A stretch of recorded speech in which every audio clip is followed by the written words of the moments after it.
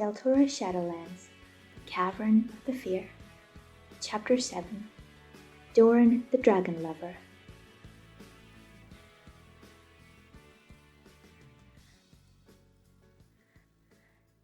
Jasmine had often said that she would never understand the ways of the palace. She was even more sure of it when she saw how Joseph was greeted. On seeing what was in the cane chest, Sharn shrieked with amazement and delight, and she was not the only one. In moments, the great entrance hall was ringing with the voices of people cheering. Jasmine stood silently by, shaking her head in bewilderment, waiting for her chance to slip away. "Thank you for helping us," a voice said in her ear. The man she now knew as Renesh was beside her. "It was nothing," Jasmine said, shrugging. "You did not realize the importance of the Annals, did you?" Renesh persisted. "I saw it in your face when Joseph opened the chest." "Old books are not what I think of as treasure, certainly," Jasmine answered shortly. Renesh laughed. "When I met Joseph years ago, I would have agreed with you. I was just a ragged orphan then, living by thieving in the streets of Del. I thought Joseph was an old fool to have given up life in the palace for the sake of a few old books. Now, I feel differently." His sharp hazel eyes softened as he looked at the old man bowing to the admirers crowding around him. "It is good to see Joseph receiving the honor he deserves," he murmured. "I owe him much. He taught me to read and write. He gave me a home. He taught me to live without stealing. Well, almost." His teeth flashed another smile. "After the pottery was raided by the Grey Guards, and the kind people who had fed us were taken, we were often very hungry.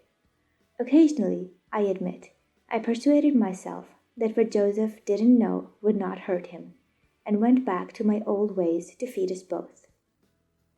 "You were lucky to survive the raid yourselves," said Jasmine. Rene's smile disappeared. "The Grey Guards did not find the cellar, and the fire didn't touch it either. It grew warm, though. For a time, I thought Joseph and I would be roasted like ducks in an oven, and the Deltora Annals with us." "Would it really have mattered?" Jasmine sighed. "About the books, I mean," she added hastily as the man raised an eyebrow. "I think so," he said. "They're not just dry history, you know, but a day-by-day account of events in the kingdom for many centuries. Every volume is full of tales, sketches, maps." "Maps?" Jasmine asked, suddenly alert.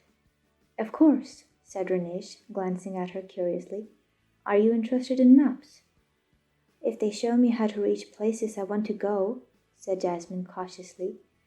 "And if I can understand them." Renesh grinned. "Then you should look at my favorites in Volume 5. They're only rough sketches, but I would trust them with my life. They were made by Doran the Dragonlover." He looked at Jasmine to see if the name meant anything to her, and seeing that it did not, went on.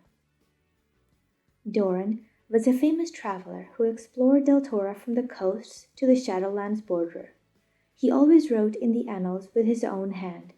He said he could not trust the librarians to do it, for they introduced errors by making his words too polite or his map lines too neat.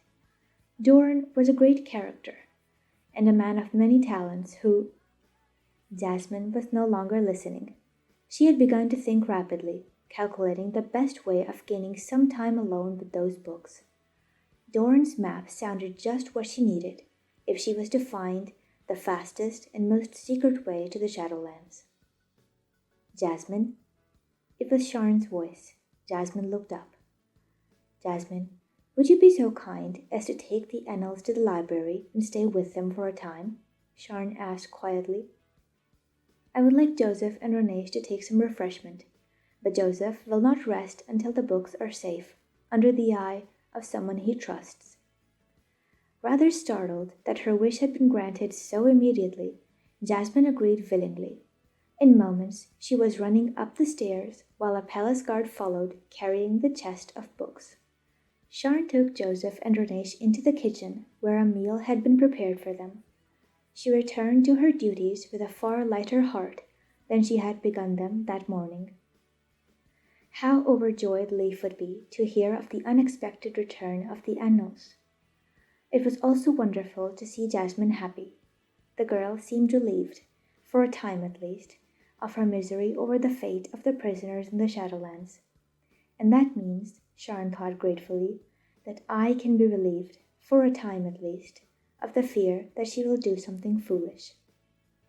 As soon as the palace guard had put down the chest and left the library, Jasmine searched rapidly through the annals until she found the one marked number 5. As she picked it up, it fell open at a page with no ruled lines and covered in untidy printing. Jasmine guessed it had been opened at this place many times before. The page was signed Doran. Doran the Dragonlover might have been a man of many talents, Jasmine thought, but he had plainly not valued neatness. He had scribbled down his report and a worse, then corrected them both at a later date, using a different pen and darker ink. The text went as follows. My recent journey to the Osmine Hills was disastrous. I went there hoping to find a dragon's lair, having read the Tenna Birdsong tales. The tales was corrected to legend. The Girl with the Golden Hair in Volume 1 of the Annals. My quest, which was corrected to My Foolish Quest, resulted only in a bloody nose, a sore head, and a shivering fever caused by sleeping the night through while soaked to the skin. I have no memory of what brought these calamities about. I cannot have fallen foul of a dragon, for I still live. I cannot have met with a Granus, for I still possess all my fingers and toes. No doubt I merely slipped and fell into some foul stream, cracking my stupid skull. The rhyme below was spinning in my head when I awoke from my daze. It may offer some clue or be merely the product of a rattled brain. I must find out. This sentence was corrected to, It is clearly the product of a rattled brain. Song of the Dead. Above our land the tumult rages, struggle echoes through the ages. There the strife will never cease, but here below we dwell in peace. Where timeless tides swamp memory, our sunless prison makes us free. The gem-glow lights our earthy walls, and dragons guard our shining halls.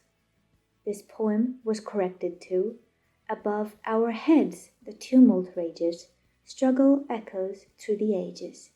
There the strife will never cease, but here below we rest in peace. Where tides of time swamp memory, our sunless prison makes us free. The gem-glow lights our earthy walls, and dragons guard our shining halls.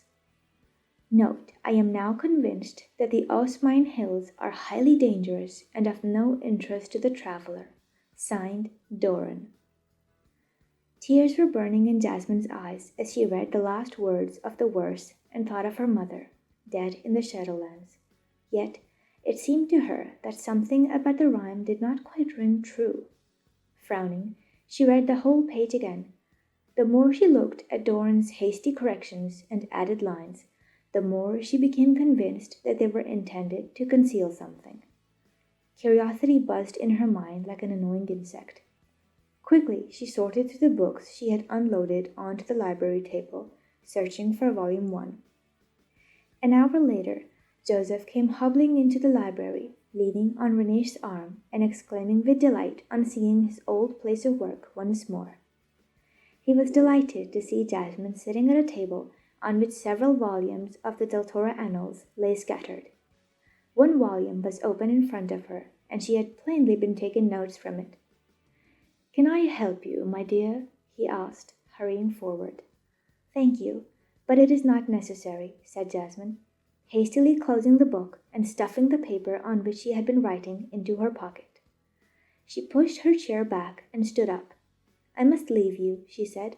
"There are things I must do." "Why, of course," exclaimed Joseph, patting her arm. "You run along. Ranesh and I have much to do also. We have been asked to stay in the palace to care for the annals and the other books. Is it not wonderful?" Indeed it is, said Jasmine warmly. She was very glad that the old man's devotion had been rewarded. Besides, she owed him much. She could hardly contain her excitement as she thought of the paper she had in her jacket pocket. She hurried to the door and then turned back. She was almost certain that she was right in what she had worked out, but it was best to be quite sure. Joseph, she said as casually as she could, if Annals writers changed their minds about what they had written, were they permitted to tear out the page? Joseph looked shocked. Oh, certainly not, he said. Small corrections could be made, under supervision, but that was all. Why do you ask?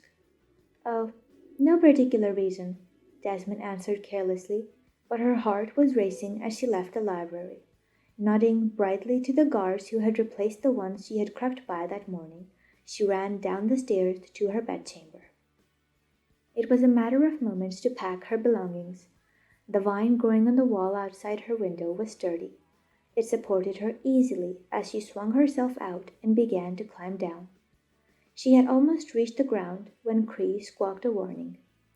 Jasmine looked down and groaned. Glock was standing below, glaring up at her. "What do you think you are doing, miss?" he growled.